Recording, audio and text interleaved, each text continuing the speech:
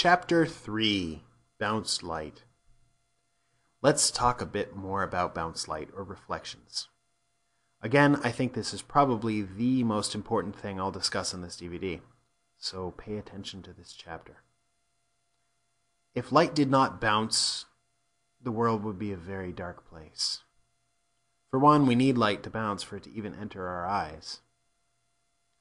Light bouncing off of smooth surfaces is the easiest reflection to understand. A mirror is the most basic of reflections. All of the light is reflected and all of the light rays stay pretty consistent, but are just reflected in another direction. This is known as a specular reflection. You'll hear me use the term specular reflection a lot on this DVD. Light is reflected at different angles depending on the angle of the surface to the light. Okay, that sounds really kind of weird. There's actually a law of reflection which states that the direction of outgoing reflected light and the direction of incoming light make the same angle with respect to the surface normal. Basically, if light comes in at one angle, it goes out at a similar angle. I don't want to spend too much time on this DVD talking about technical stuff. I just basically want to get you to think about how light works and to flesh out some of the common terms we'll use on the rest of this presentation. Now, light rays are conceptually very small, so you have to think of reflections off of a surface at a very microscopic level. A rough surface is actually reflecting light just like a smooth surface on a microscopic level. There are just many more angles at which the light is being reflected. Does that make sense? Diffuse light is when the light rays are traveling in many different directions, giving the effect of a very soft light. Diffuse light looks kind of like this. Specular light more like this. Diffuse, specular. One of the most common occurrences of reflection is when linear rays of light hit an object with a microscopically uneven surface, which makes the light bounce at many different angles, thus creating a diffused reflection. Let's pretend light only bounced once. Once it hit a surface, it would travel to your eye and no further. This is actually what happens in basic computer graphics, 3D rendering, ray casting. I'm not going to talk about that as much right now. But anyway, sunlight comes into a window and hits the floor, and you see the light on the floor. This, I think, most people understand very well. But that light then bounces off the floor onto the walls and the ceiling, most likely in a very soft, diffused state, sending rays of light scattering in infinite directions. This diffused light then bounces again off of all of the other surfaces until it is totally absorbed or diffused beyond perceptual intensity. All right, let's look at some photo examples. Here is a little archway, and the sun is kind of backlit. So the sun's coming in at this angle. You can see the shadow here. I just want to pay attention to the amount of light that's bouncing back out. And look at all this light. You can see this nice warm light. The sun is kind of warm color, hitting the concrete, diffusing off in all kinds of directions. It's coming up and scattering all over the place and making nice diffuse light, which means you're getting a nice bright spot over here, and then it fades off because the light is diffused. It's no longer coming linearly all together. It's splitting off into multiple directions and giving this beautiful soft bounce light. But look at the intensity of that compared to the original stone that's lit just by the blue of the sky. There's a lot that's going on, a lot of information that tells you the shape based off of only the bounce light. Let's look at some more examples. Here's another one. Sunlight's coming in this direction. You can actually see on the wall, it's almost like if the wall were a mirror, you'd see a reflection of, that little bit of the ground there. You'd see a reflection of the bright spot, just like you have over here. But it's diffusing up, so it's getting that nice soft glow on the wall. Great understanding of bounce light. If you were to make this scene in 3D, you'd want to put a light coming in for your main sun and then put a light here that's kind of facing up, and diffusing out, kind of soft direction, area light type of light that would give you that nice soft glow. This one's a great example. This is looking into a window of abandoned office building. Not abandoned, just empty. But there's a lot of light that's going on here. Check out, let's see, I'm going to be on the right layer. So the sunlight's coming in through the window. That's obvious. It's hitting the floor, and then it's bouncing off of the carpet in a diffused state. Pointing up, and look at this glow on the ceiling that's just from the light that's bouncing off of the floor in this bright spot. It's actually bouncing back. You can see these walls are tremendously lit up. And look at this brightness here. That's all from the bounce light coming up from the carpet. We also have a couple other things going on here.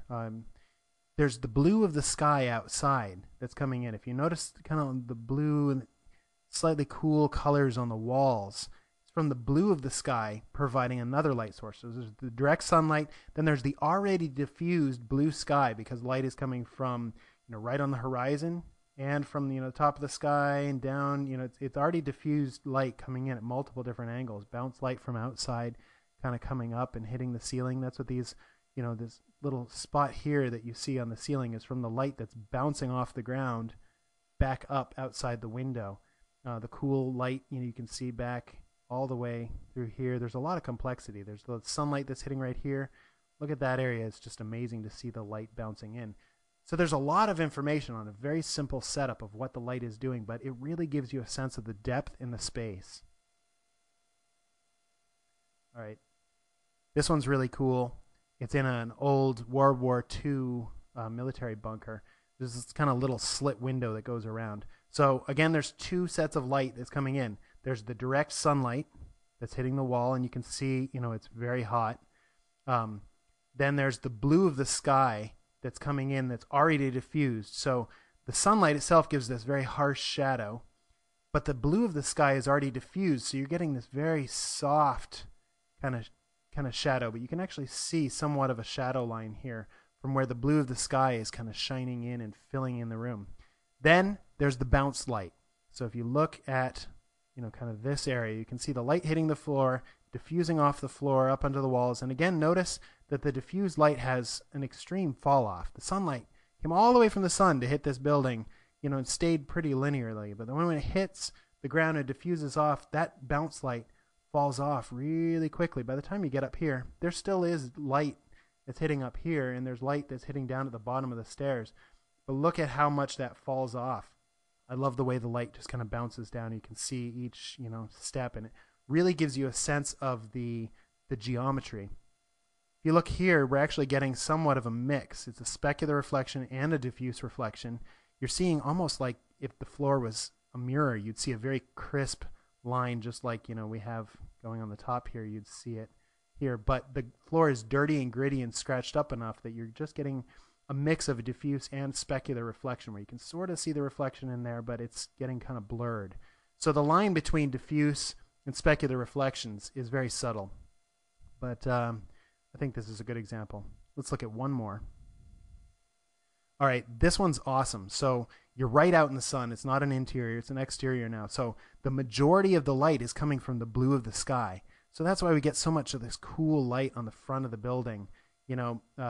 So we got light that's kind of coming in from the front, and it's all the cool skylight, and then we're backlit by the sun. The sun's kind of upper coming down this way. So you can see the shadow kind of coming down.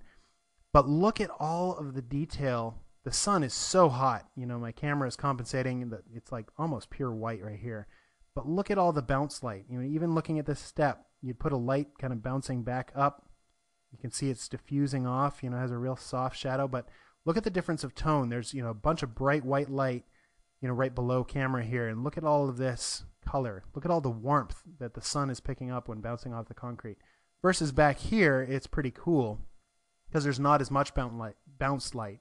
But there actually still is quite a bit. I mean, if you look at this value versus this value, there's a lot of light up here that all of this area in the front is sending diffused bounce light, nice warm light up in almost all of this. You can see this nice kind of warm underneath shining back up onto this building. So there's a lot of information that's going on here in a very simple setup, but there's a lot of complex light that gets your eye to read this structure very well, and you see all the contours of the structure because of the way the light is bouncing and the way the shadows are working.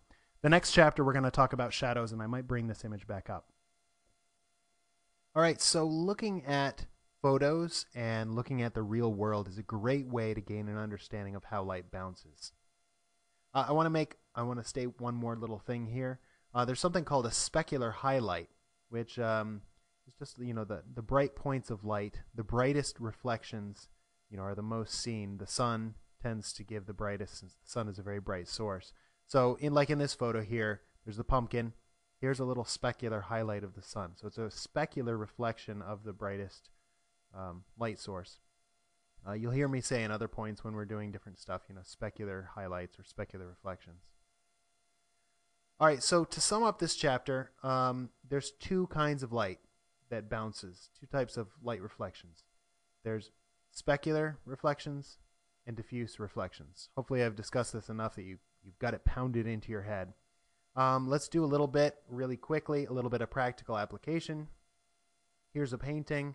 I've sped this way up, and it's kind of a crappy painting, but you get the idea. I painted it just to show bounce light. So I've got this kind of little, sort of military base, bunker type thing looking out over a sort of mountain vista. Got the sunlight coming in. You have the nice clean shadow. And then I'm painting in a lot of the light that's bouncing back up onto the ceiling, into the side walls, from observation of way light would actually bounce back up, adding in little highlights here and there. Hopefully this is a good enough example that you can kind of see how you would apply this to a painting. All right, so that sums up this chapter. Let's go on and talk about shadows.